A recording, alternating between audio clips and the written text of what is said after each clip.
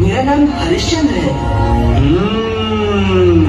हमारे घर में मुर्दे जलाने पड़ेंगे और जो उन्हें लेकर आएगा तो उससे तुम्हें कर वसूल करना होगा। बहुत धन्यवाद। और आपके हिस्से का मेरे हिस्से का कर वसूल करता रहूंगा। आप निश्चिंत रहिए भैया। ठीक है, मैं जा रहा हूँ। यहाँ की देखभाल करना।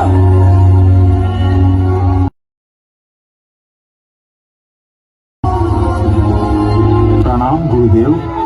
खुदा देखो, हरिश्चंद्र का पुत्र रोहिताक्ष लकड़ियां बटोर रहा है। तुम जाकर उसे डस लो जिससे वो मूर्छित हो जाए।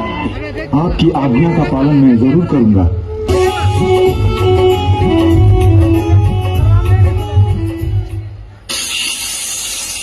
मैया, रोहित, मेरे बेटे, रोहित, रोहित उठना बेटा, रोहित आंखें खोल, देख रोहित तेरी माँ आ गई।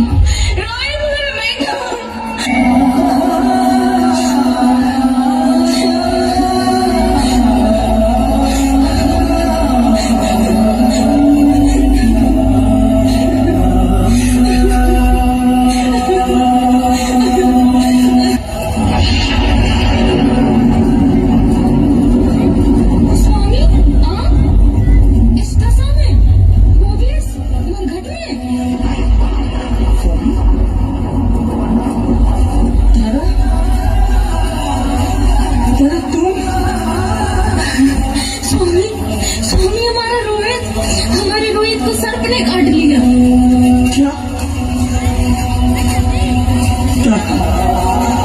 ये हमारा रोहित है बेटा, रोहित। लेकिन तारा, मैं अपने बेटे का संस्कार भी ऐसे नहीं कर सकती। तुम्हें मुझे कुछ देना होगा, तुम्हें कर देना होगा। स्वामी, मेरे पास तो ऐसा कुछ भी नहीं है जो मैं आपको दे सकूं, जिससे मैं आपका कर चुका सकूं। तारा, ये जो तुमने वस्त्र पहने हैं, मुझे इसी का एक भाग फाड़ कर दे दो और मैं अपने मालिक को बता पाऊंगा कि मैंने कर में तुम्हारे वस्त्रों का एक टुकड़ा लिया। सावधान राजा, सावधान राजा, सावधान राजा। गुरु विश्वामित्र के द्वारा ली गई तुम्हारी परीक्षा पूर्ण हुई। राजा हरिश्चंद्र की यश, कीर्ति और सत्यनिष्ठा की जग में चर्चा सदैव होती रहेगी। प्रणाम ऋषिवर। सदैव प्रसन्न रहो, दीर्घायु भवा। मेरे द्वारा तुम्हारी परीक्षा ली जा रही थी राजन, और तुम उस परीक्षा में उत्तीर्ण हुए। गुरु विश्वामित्र आज तुम्हें सब कुछ लौटाता है जो तुमसे मैंने मांगा था। ऋषिवर, अगर ये सच में मेरी परीक्षा थी तो मेरे पुत्र को जीवित कर दो ऋषिवर, मेरे पुत्र को जीवित कर दो ऋषिवर। अवश्य राजन। मैया, मैया मैं ठीक हो गया। मैया देखो पिताश्री, मैं ठीक हो गया।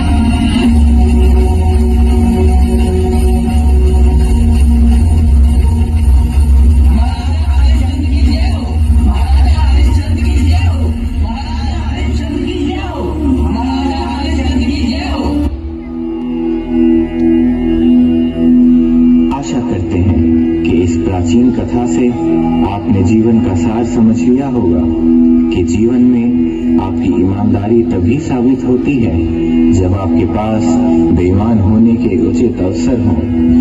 आप मजबूर भी हो, लेकिन आप अपनी सत्यनिष्ठ और कर्तव्य परायणता का दामन ना छोड़ें। कितनी भी कठिन परीक्षा हो, उसे धैर्यपूर्वक ईमानदारी से संपन्न करने से ही सफलता आपके कदम चूमती है। धन्यवाद।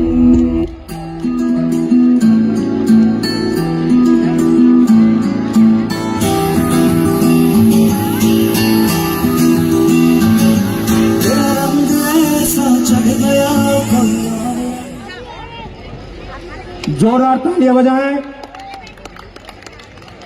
राजा हरिश्चंद्र, जिन्होंने सत्यनिष्ठ होने की प्रतिज्ञा की थी, जिससे देवराज इंद्र का जब सिंहासन हिल उठा तो उस समय उनके गुरु विश्वामित्र जी और वशिष्ठ जी वहां पर बैठे हुए थे। वशिष्ठ जी ने कहा कि आज अयोध्या के राजा ने सत्यवादी होने की प्रतिज्ञा ली है।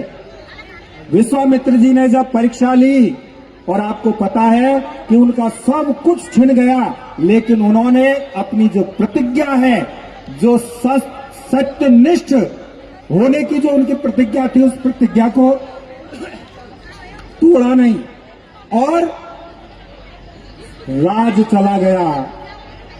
चांडाल के यहां बिक गए, पुत्र की मृत्यु हो गई। और आपको पता है कि जब वो शमशान में ड्यूटी दे रहे थे, उस समय उनकी पत्नी जब उनके पुत्र को लेकर के गई तो उससे भी कर मांग लिया। ऐसा सत्यवादी राजा हरिश्चंद्र हुआ है। इन बच्चों द्वारा सतयुग में हुई घटना को इस कलयुग में हूबहू आपके सामने प्रस्तुत किया गया है। एक बार जोरदार तालियां बजाएं इन बच्चों के लिए। अजय जी सर, वास्तव में ये जो कार्यक्रम हुआ है सर, इसने मन मोह लिया और इस धरती पर ऐसे ऐसे लोग हुए हैं जिन्होंने अपने सत्यनिष्ठता के लिए न जाने कितना क्या कुर्बान किया है। आप अजय जी क्या कहना चाहेंगे इस बारे में? मैं इतना ही कह सकता हूं सर, तप त्याग और तपस्या वाली ये धरती है। ये वो आर्यव्रत था जहां इस तरह के इतिहास में राजा हुए हैं, जिन्होंने इतिहास के पन्नों में अपना नाम दर्ज करवाया है और अपने वचन के लिए चाहे अपने पुत्र का बलिदान देना पड़ा, चाहे अपना राजकाज सब छोड़ना पड़ा। ये वो राजा हरिश्चंद्र थे जो वचन के लिए सब कुछ कुर्बान कर दिया, सब कुछ त्याग कर दिया। और ये वही आर्यव्रत की धरती है और हम थोड़ा सा भूल चुके हैं, बिसरा चुके हैं। और वही इतिहास इन बच्चों को अब हमको बताना चाहिए। ये माँ बाप की भी जिम्मेदारी बनती है और ये अध्यापकों की भी महत्वपूर्ण जिम्मेदारी बनती है।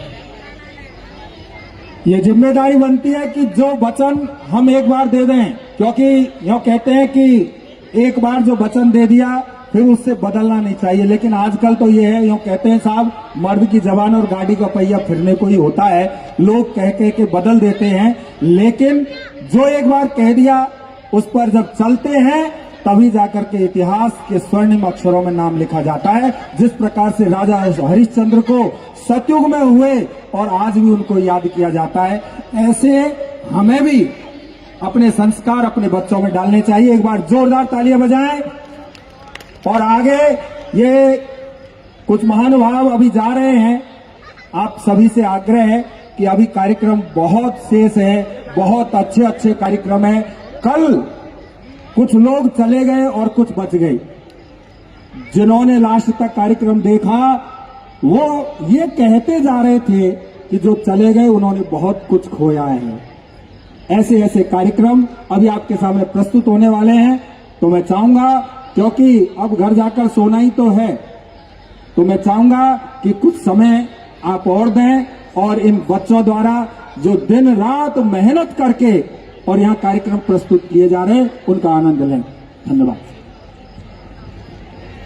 प्लास्टिक को बोलो बाय बाय, वरना फ्यूचर हो जाएगा dry dry. If you can't reuse it then refuse it. Let's talk about a silent killer that has invaded our homes, plastic. Now it's time to stop choking our earth and say a firm no to plastic. Man belongs to the earth, but the earth does not belong to man.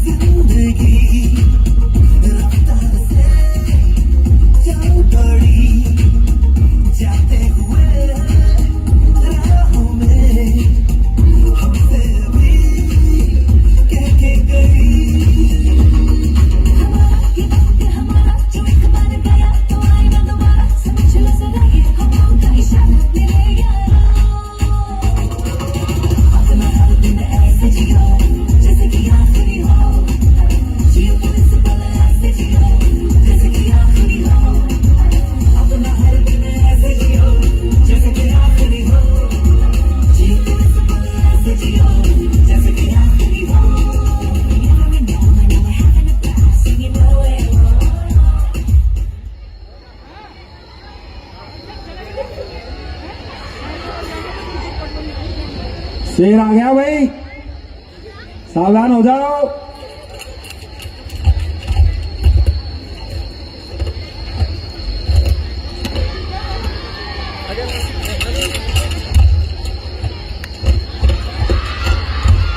आप देख लो गौ माता की क्या दशा हो रही है। ये प्लास्टिक की थैली हम इधर उधर डाल देते हैं, जिनके कारण गौ माता इनको खाती है और खाने के बाद में जल्दी मृत्यु को प्राप्त हो जाती है। इसलिए ये संदेश आपको दिया जा रहा है कि प्लास्टिक का उपयोग कम से कम करें। आज मैं आप सबके सामने एक ऐसी सच्चाई लेकर आई हूँ जो शायद हम देखकर भी इग्नोर कर देते हैं। सोचिए, एक छोटी सी गाय सड़क के किनारे खड़ी है, भूखी है, उसे खाना नहीं मिलता और वो क्या खाती है? प्लास्टिक के थैले, कचरा, जहर। और हम बस देखते रहते हैं। हर साल हजारों जानवर सिर्फ प्लास्टिक खाने की वजह से मर जाते हैं। उनके पेट में प्लास्टिक जमा हो जाता है, ना वो खाना डाइजेस्ट कर पाते हैं, ना जी पाते हैं। क्या उनकी गलती है? नहीं, हमारी गलती है।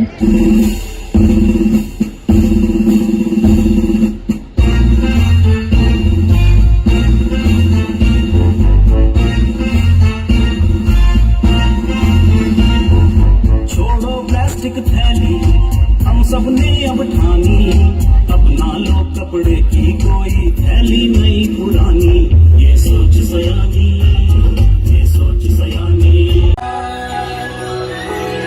तेरे रास्ते पे मैं तो आंख मूंद के चला, तेरे नाम की जोत ने सारा लिया तमस मेरा।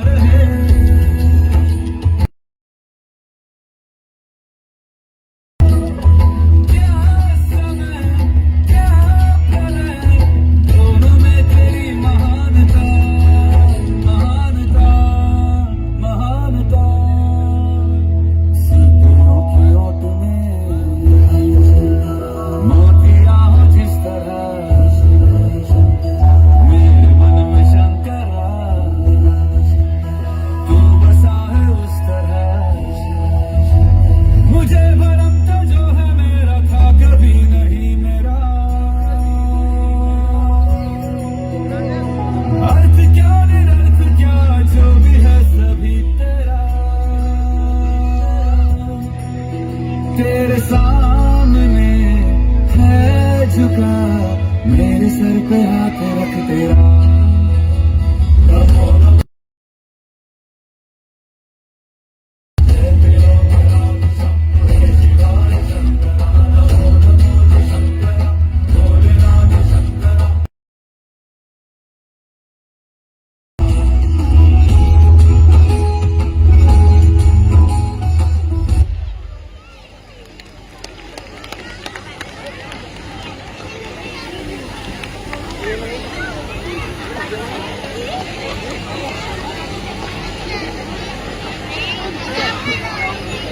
मान सहित विष खाए के शंभु भये जगदीश, और बिना मान अमृत पिए।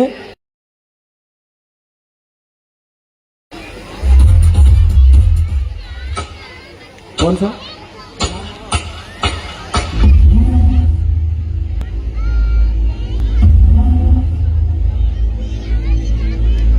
वंश अग्रवाल कहीं भी हो, वो गेट पर पहुंच जाए। वंश अग्रवाल।